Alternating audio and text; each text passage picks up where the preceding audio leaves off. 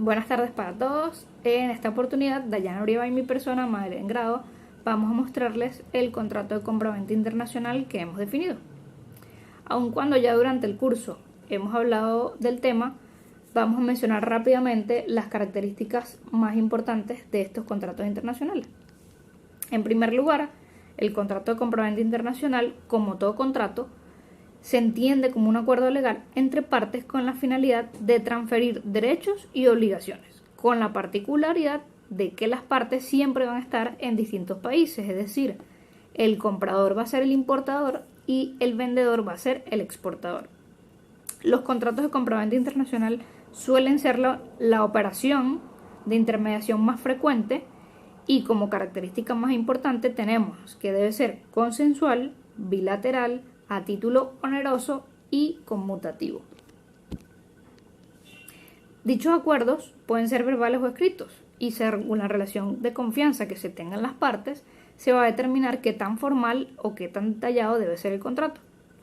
Sin embargo, a pesar de esto, se debe tener siempre una estructura básica y unos elementos básicos que deben ir. Por ejemplo, sus disposiciones generales, el cuerpo del contrato que debe tener las partes que negocian, la voluntad que tienen de hacerlo, la cantidad y el precio de la mercancía, las condiciones y plazos, la transmisión de la propiedad y por supuesto las obligaciones que tiene cada una de las partes. Por último también, todo contrato debe tener sus disposiciones finales. En el caso de nuestro contrato, por un lado vamos a tener la empresa exportadora llamada Caribe Rossi Compañía Anónima desde la República Bolivariana de Venezuela, que en los términos del contrato sería el vendedor y fabrica botes inflables de todo tipo. Por otro lado, vamos a tener la empresa importadora Aladino Sociedad Anónima, que es prestadora de servicios turísticos en la República de Italia y se identifica como el comprador. Para los efectos de la exposición, vamos a mencionar solamente las cláusulas que consideramos más importantes. Comenzamos con el objeto del contrato. En esta cláusula se establece que el vendedor va a estar obligado a entregar una mercancía y el comprador a adquirirla. En este caso serían 20 botes inflables modelo DL15 Light para navegación o para uso en mar abierto. Luego tenemos las especificaciones del producto. En esta cláusula siempre es importante destacar las características de la mercancía que se va a negociar. De esta manera, el comprador luego va a poder verificar que le están entregando la mercancía correctamente. En este caso, las características serían las siguientes. Tenemos un peso de 212 kilos, 15 pies de dimensión. Sus materiales principales deben ser de fibra de vidrio, lana, poliéster y resina, con algunos materiales secundarios como accesorios metálicos, eléctricos, gomas, etc. Nuestro código arancelario es el 8903100000, enmarcado por supuesto en las embarcaciones inflables. Luego tenemos la cláusula del precio y el Incoterm. En este caso el comprador se compromete a pagar la cantidad de $3.000 por unidad. Según lo establecido en la cláusula anterior, son 20 botes, por lo tanto tendríamos un monto total a pagar de $60.000. Las partes acuerdan realizar el acuerdo bajo el Incoterm SIP 2020. El traslado de las mercancías va a ser desde Puerto Cabello, Venezuela, que sería el puerto de origen, hasta el puerto de Nápoles en Italia, que sería el puerto destino. A pesar de que las condiciones de los Incoterms siempre están bastante claras, no está de más nunca mencionarlas en el contrato. En este caso, detallamos de la siguiente manera.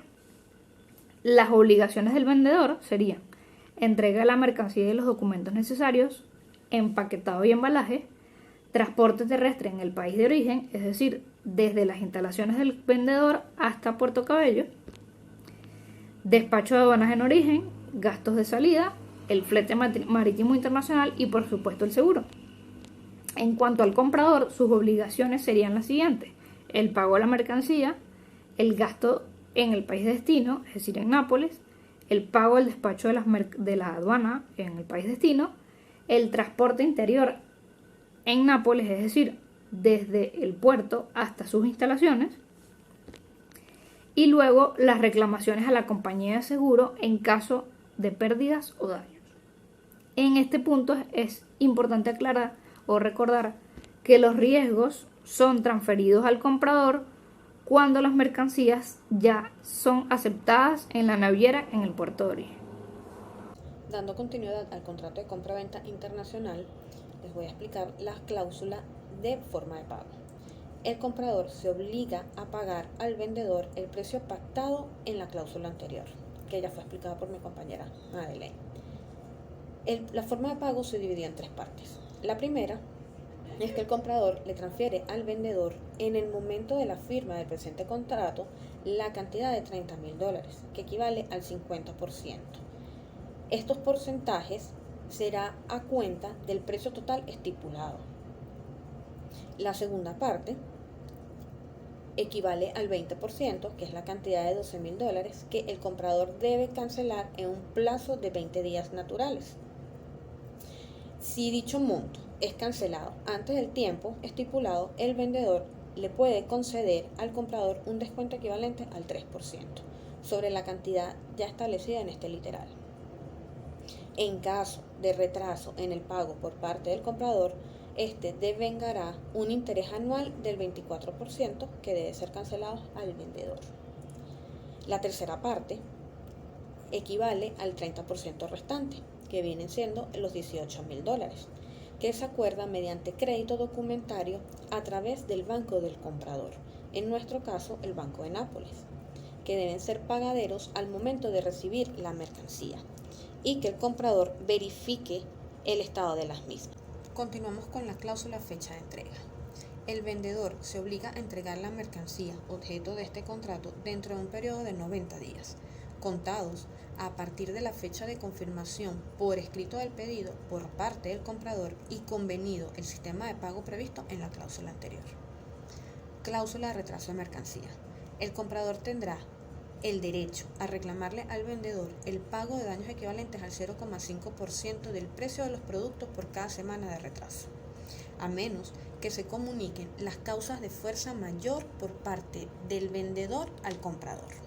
Ahora bien, en la cláusula inspección de la mercancía, el vendedor y el comprador acuerdan designar a una empresa internacional.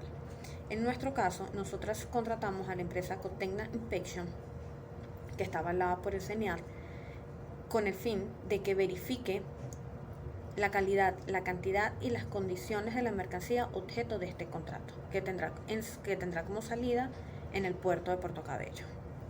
Los certificados emitidos por la compañía Cotecna deberán expresar la correspondencia entre la mercancía con la descripción que se acuerda en este contrato, que ya está estipulada en la cláusula número 2, que ya fue explicada por mi compañera Madeleine.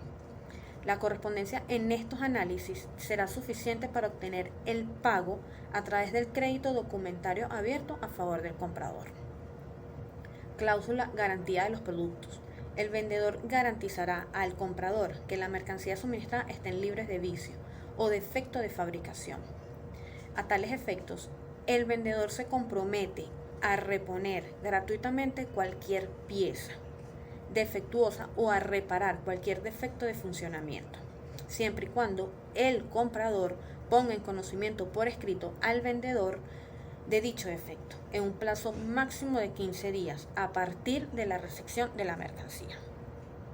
En condiciones normales, el contrato se debe dar por terminado cuando ambas partes cumplan con todas sus obligaciones, es decir, que el comprador pague la totalidad del monto estipulado y que el vendedor entregue la mercancía en las condiciones establecidas.